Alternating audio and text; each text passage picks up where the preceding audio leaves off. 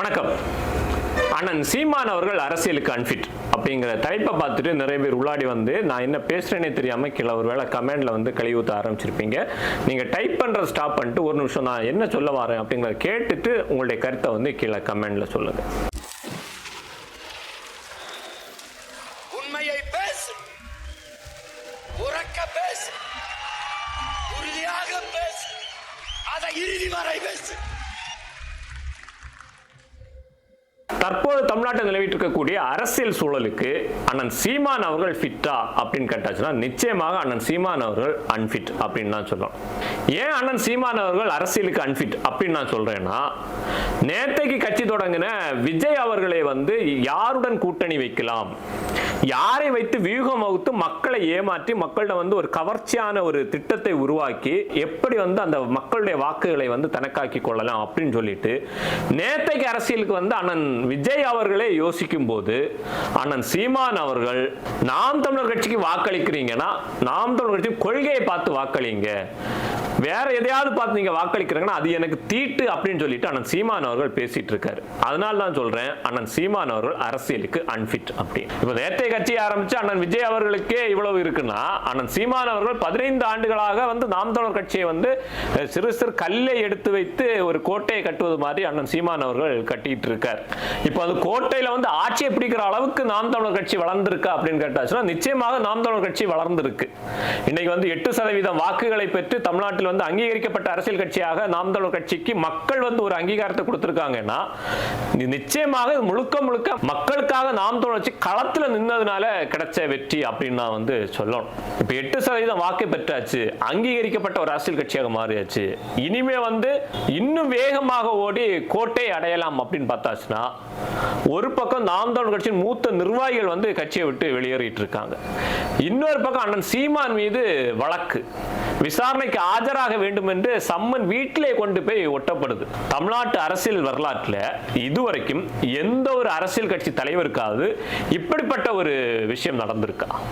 ஒரு காவல்துறை விசாரணைக்கு ஆஜராக வேணும்னு ஒரு அரசியல் கட்சியோட ஒரு அங்கீகரிக்கப்பட்ட மாநில கட்சியினுடைய தலைமை ஒருங்கிணைப்பாளர் வீட்டில் வந்து சம்மனை கொண்டு போய் ஒட்டுதுன்னா அந்த காவல்துறைக்கு இந்த அளவு அதிகாரத்தை கொடுத்தது யார்? தமிழ்நாட்டின் சட்ட ஒழுங்கு வந்து ஐயா முதலமைச்சர் ஸ்டாலின் அவர்கள் நேரடி கட்டுப்பாட்டில் இருக்கு அப்படின்னு வந்து ஐயா ஸ்டாலின் அவர்கள் சொல்றார். ஸ்டாலின் அவர்கள் நேரடி கட்டுப்பாட்டில் இருக்கக்கூடிய காவல்துறை இன்னைக்கு ஒரு அரசியல் கட்சியினுடைய மாநில தலைமை ஒருங்கிணைப்பாளர், மாநில ஒருங்கிணைப்பாளர் கூட இல்ல, தலைமை ஒருங்கிணைப்பாளராக இருக்கக்கூடிய அண்ணன் சீமானோட வீட்டுக்குள்ளாடி அத்துமீறி நுழைஞ்சு அங்க இருக்க காவலரை தாக்கி காவலரை கைது பண்ணி இழுத்துட்டு போயிருக்குன்னா தமிழ்நாட்டில் இருக்கக்கூடிய சாதாரண மக்களின் நிலை என்ன?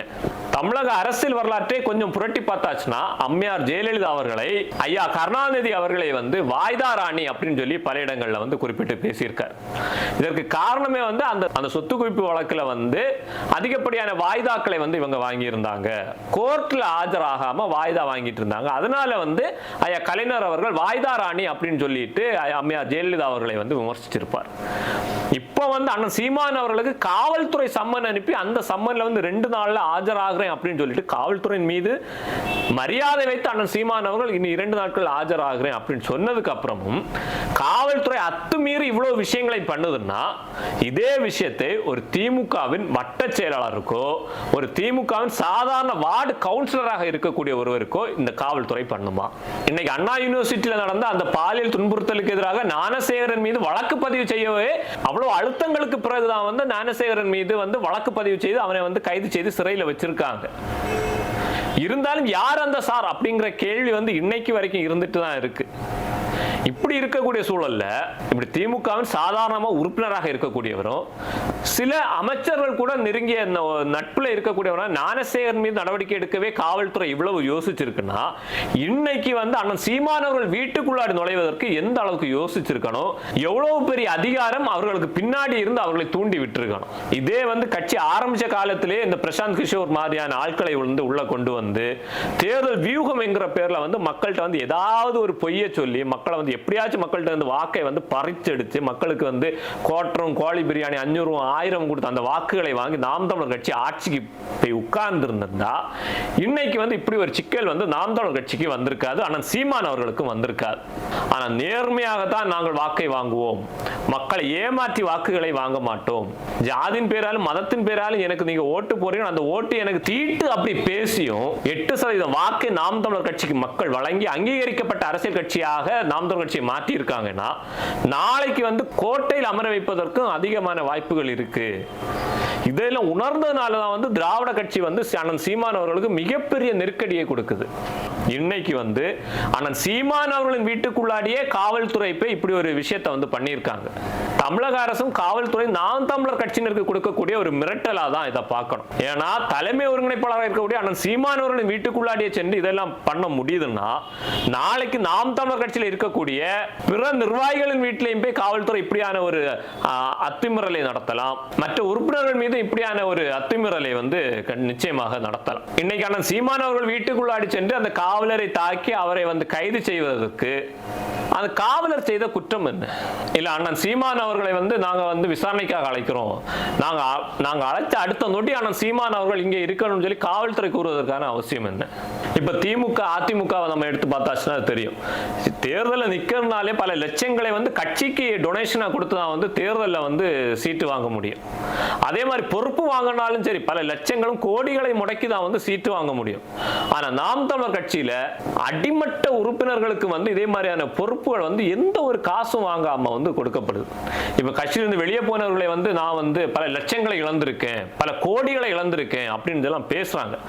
ஆனா அப்படி பேசுற யாருமே அண்ணன் சீமான் அவர்களுக்கு நான் கொடுத்திருக்கேன் அப்படின்னு சொல்லி பேசல.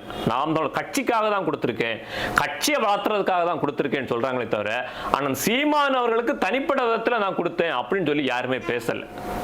அப்ப இதுல இருந்தே தெரியுது அண்ணன் சீமான் அவரோட நேர்மையும் நாம் தமிழர் கட்சியினுடைய நேர்மையும் எந்த அளவுக்கு இருக்குதுன்னு சொல்லிட்டு நமக்கு இதுலயே வந்து இந்த விஷயத்திலே வந்து நமக்கு தெரியுது. இப்ப அண்ணன் சீமான் அவர்கள் நினைச்சாருன்னா இவ்வளவு பெரிய அடக்குமுறையில இருந்து இவ்வளவு பெரிய சிக்கல்ல இருந்து ஒரு வினாடியிலே வெளியே வரலாம். ஐயா ஸ்டாலின் அவர்களையோ உதயநிதி ஸ்டாலின் அவர்களையோ நேரடியாக சந்தித்து வரக்கூடிய சட்டமன்ற தேர்தலில் வந்து 1 சீட்டுக்கோ 2 சீட்டுக்கோ என்னோட கட்சிகளையும் கட்சியில் இருக்கக்கூடிய பிள்ளைகளையும் அடகு வைக்கிறேன் அப்படின்னு சொல்லி ஒரு வார்த்தை பேசியாச்சுன்னா அண்ணன் சீமான் மீது இருக்கக்கூடிய அத்தனை வழக்குகளும் அடுத்த நொடியே வந்து ரத்து செய்யப்படலாம், விசாரணைகள் தள்ளி வைக்கப்படலாம். அண்ணன் சீமான் அவர்கள் இன்னைக்கு பத்திரிகையாளர் மீட்டிங்ல அதுதான் பேசியிருப்பாரு. அம்மையார் ஜெயலலிதா காலத்திலிருந்தே இந்த வழக்கு இருக்கு, ஆனா அப்போது வந்து எந்த ஒரு அழுத்தமும் இல்லை. இப்போ திமுக ஆட்சிக்கு வந்ததிலிருந்து அதே பிரச்சனையை வந்து திரும்ப திரும்ப தேர்தல் வரும்போது கொண்டு வராங்கன்னா இது வந்து அரசியல் காழ்ப்புணர்ச்சியின் காரணமாக கொண்டு வரக்கூடியது அப்படின்னு சொல்லி அண்ணன் சீமான் அவர்களே பேசியிருக்காரு. அப்ப அண்ணன் சீமான் அவர்கள் என்ன வந்தாலும் கட்சியையும் கட்சி கொள்கைகளையும் விட்டு கொடுக்க முடியாது அப்படின்னு சொல்லி உறுதியாக நிற்காருன்னா அண்ணன் கூட இருக்கக்கூடிய நாமும் வந்து அந்த அளவு வந்து உறுதியோட நிற்கணும். இப்போ வந்து அண்ணன் கட்சியில வந்து நிறைய பேர் கட்சியில இருந்து வெளியே போயிட்டு இருக்காங்க, நிறைய பேச்சாளர்கள் வெளியே போயிட்டு இருக்காங்க, பல கோடிகளுக்கு விலை போறாங்க அப்படின்னு எல்லாம் பேசுறாங்க. கட்சியில் இருக்கக்கூடிய பெரிய பேச்சாளர்களுக்கு கிடைக்கக்கூடிய கோடிகள்ல பல மடங்கு கோடிகள் அண்ணன் சீமானுக்கு கிடைப்பதற்கான அத்தனை வாய்ப்புகளும் இருக்கு. அண்ணன் கூட்டணி அப்படிங்கிற ஒரு வார்த்தை சொன்னார்னா இங்கிருந்து போகக்கூடிய பேச்சாளர்களுக்கும் மூத்த நிர்வாகிகளுக்கும் கிடைப்பதை விட பல மடங்கு அதிக கோடிகள் வந்து அண்ணன் சீமானுக்கு கிடைக்கும். ஆனா எல்லாத்தையும் உதறி தள்ளிட்டு கொள்கை தான் முக்கியம், கட்சி தான் முக்கியம் அண்ணன் சீமான் அவர்கள் நிக்காருன்னா அவர் கூட நிற்கக்கூடிய தம்பிகளும் அதே உறுதியோட நிக்கணும். எவ்வளவுதான் அடக்குமுறை வந்தாலும் நாம் தமிழர் கட்சியையும் அண்ணன் சீமான் அவர்களையும் கோட்டையில உட்கார வைக்காம நாங்க எந்த ஒரு விஷயத்திலையும் சமரசம் ஆகவே மாட்டோம், சமரசம் இல்லாமல் திராவிடத்துக்கு எதிராக நாங்க சண்டை செய்வோம் அப்படிங்கிற நோக்கத்தோட இருக்கணும் அப்படிங்கிறத பதிவு செய்து மீண்டும் இன்னொரு வீடியோவில் சந்திக்கலாம். நன்றி.